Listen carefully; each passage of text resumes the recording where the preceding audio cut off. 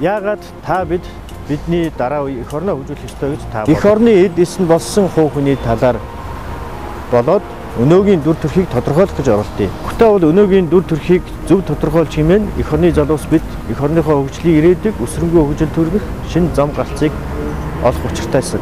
Чингисээс өгсүүлээд Лэгдэн хаан амарснаа Чингүн чав болсон Сүхбаатар ардсан хүслийн хараацаанууд өнөөч хэр амьд байгаа ахмадууд хийгээд эх орныхоо төлөө хийсэн юмтай улсуудыг бид сайн мэднэ. Тэд тусгаар тогтносон Монгол улсыг өөрийн амьдарч байсан он цагдаар стол үүлэн чөлөөнөөр авч үлдэж өнөөгийн залуус бидэнд өвлүүлсэн билээ. Монгол гэдэг 6 үсгнээс бүтсэн нэр бол бидний үрдийн угшлын нэр юм. Монгол бол та бидний оршихуй юм. Монголыг үгүйсгэнэ гэдэг бол та өөрийгөө хийгээд өөрийн гэр бүлийн үнд сугсаа мөчр болгоныг үүсгэж буй хэрэг юм а. Би эх оронч гэж шийдэлцснээр эх оронч болдгоо. Гагцгүй эх оронч сэтгэл зүрх, эв нэгдэл, эх орны хөгжлийн төлөө сэтгэл зүрхэл байх хэрэгтэй.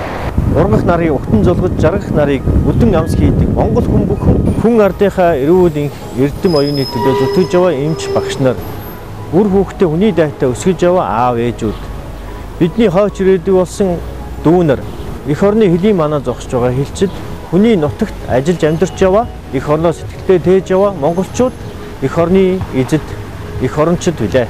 Эх орон хойч үеийнхээ төлөө нэгдэцгээе монголчуудаа.